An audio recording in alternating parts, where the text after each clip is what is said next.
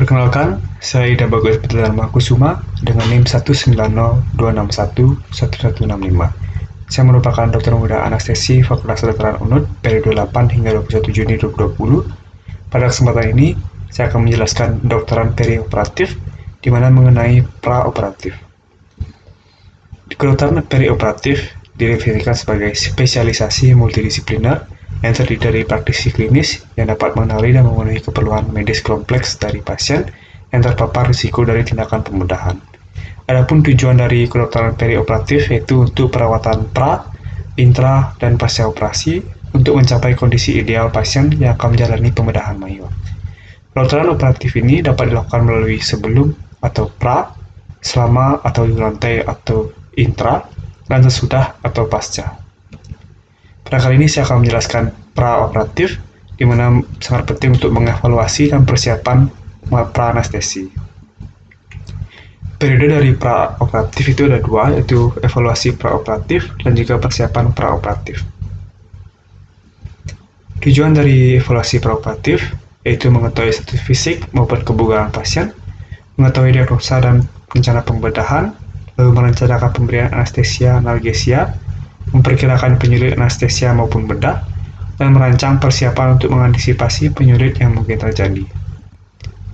Evaluasi praoperatif ini wajib dilakukan dengan menggunakan checklist dengan tujuan untuk mempermudah, agar seragam, dan terstruktur. Dimulai dari bangsal maupun poli maupun IGD yang selanjutnya diulang pada saat di kamar operasi dan juga kemudian diulang kembali sesaat sebelum dibius. Adapun checklist dari praoperatif yaitu berisikan identitas pasien, hasil dari anamnesis, pemeriksaan fisik, pemeriksaan penunjang, rencana anestesi, kesimpulan itu asa, dan juga pembahasan dari pasien. Langkah-langkah evaluasi praoperatif itu pertama-tama memperkenalkan diri, mempelajari catatan medik, melakukan analisis dan pemeriksaan fisik, melakukan pemeriksaan penunjang, melakukan konsultasi dengan teman sejawat. Adapun langkah-langkah pertama yaitu anamnesis, di mana dilakukan secara profesional dan empatik. Dari anamnesis ini, kita sangat penting untuk menggali tentang riwayat penyakit sekarang, riwayat penyakit dahulu, riwayat pengobatan maupun alergi, riwayat operasi dan pembiusan. Apabila terdapat riwayat operasi sebelumnya, kita perlu tanyakan apakah terdapat komplikasi selama operasi maupun setelah operasi. Apabila ada riwayat pembiusan, kita perlu tanyakan tentang jenis pembiusannya dan lokasi diberikan pembiusan tersebut. Lalu kita juga menggali riwayat sosial, dengan sangat penting untuk mengetahui pasien apakah pasien perokok maupun peminum alkohol. Yang kedua adalah pemeriksaan fisik, di mana sangat penting untuk menunjang anamnesis. Dari pemeriksaan fisik, kita wajib untuk menilai status present pasien, yaitu mengenai berat dan tinggi badan pasien, yang selanjutnya menentukan IMT pasien. Lalu juga kita menilai tanda-tanda vital pasien, lalu kita menilai sistem organ, yaitu terdiri dari B6, di mana brain, breathing, blood, bowel, bladder, bone, and skin. Di mana penilaian sistem organ ini dilakukan dengan cara inspeksi, perkusi, palpasi maupun auskultasi. Adapun juga pemeriksaan khusus di mana dilakukan sesuai prosedur, misalkan ETT dan juga fungsi lumbar. Berikut adalah penilaian 6B yaitu sistem organ, di mana B pertama adalah brain, itu kita menilai kesedaran maupun GCS dari pasien. Lalu kita juga menilai refleks pupil pasien untuk menilai apakah terdapat gangguan pada batang otak pasien. Lalu juga menilai breathing, kita menginspeksi mulut, hidung, dan juga leher pasien. Lalu kita menilai frekuensi dan juga pola nafas, lalu melakukan auskultasi untuk menilai apakah ada suara tambahan maupun tidak. Dari B yang ketiga yaitu blood, dimana kita menilai tekanan darah dan juga laju nadi pasien. Lalu kita juga melakukan auskultasi dengan menilai suara jantung pasien, apakah ada suara yang tambahan maupun tidak. Lalu dilakukan pemeriksaan bowel, di mana kita menilai apakah ada distensi, stoma, bising usus, asites maupun adanya nyeri pekan. Kita juga menilai dari bladder pasien, mengenai warna dan volume urinnya, dan juga apakah ada keluhan BAK seperti nyeri saat berkemih maupun susah berkemih. Lalu kita juga akan menilai bone and skin dari pasien, di mana kita menilai apakah terdapat fraktur maupun tidak. Lalu dari akral ekstremitas pasien apakah hangat atau tidak, dan nilai skor malampati pasien. Selanjutnya ada pemeriksaan khusus, di mana pada pemeriksaan EDT penting untuk menilai gigi geligi, kemampuan membuka mulut dan juga ukuran lidah, lalu apakah terdapat leher pendek dan kaku, dan juga apakah terdapat tumor jalan nafas.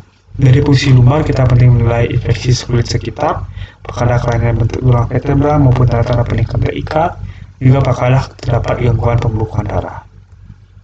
Selanjutnya adalah pemeriksaan penunjang, di mana tidak semua rutin dilakukan. Pemeriksaan penunjang ini hanya dilakukan sesuai indikasi. Pada pasien dengan fisik normal atau operasi sampai dengan sedang, dapat dilakukan pemeriksaan penunjang itu hematologi dan hemostasis rutin.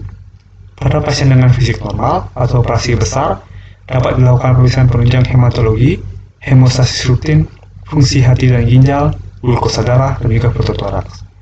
Pada pasien dengan usia di atas 40 tahun, dapat diberikan pemeriksaan penunjang tambahan yaitu EKG. Lalu pada pasien di atas 60 tahun, dapat dilakukan pemeriksaan penunjang tambahan yaitu X-ray toraks. Pada pasien dengan fisik tidak normal, dapat dilakukan pemeriksaan penunjang sesuai dengan indikasi pasien tersebut. Pada periode evaluasi preoperatif dilakukan kesimpulan evaluasi, di mana sesuai dengan status fisik ASA itu untuk menentukan penyulit dan juga prognosis, memilih obat anestetik, dan memisahkan alat maupun obat untuk mengatasi penyulit. Dari status fisik ASA terdapat 6 kelas, di mana kelas pertama menunjukkan pasien yang normal dan sehat, dan kelas 6 menunjukkan pasien mengalami kematian batang otak. Di mana dari kelas 1 hingga kelas 6 menandakan pasien semakin memburuk kesehatannya. Dan untuk kelas E itu menandakan bahwa kasus tersebut sedang emergensi. Selanjutnya adalah informed consent, di mana memastikan pasien yang kompeten atau wali mendapatkan informasi yang cukup mengenai prosedur anestesi bedah, dan juga risiko dengan istilah dan bahasa awam agar dapat membuat keputusan baik setuju maupun tidak setuju tanpa adanya tekanan.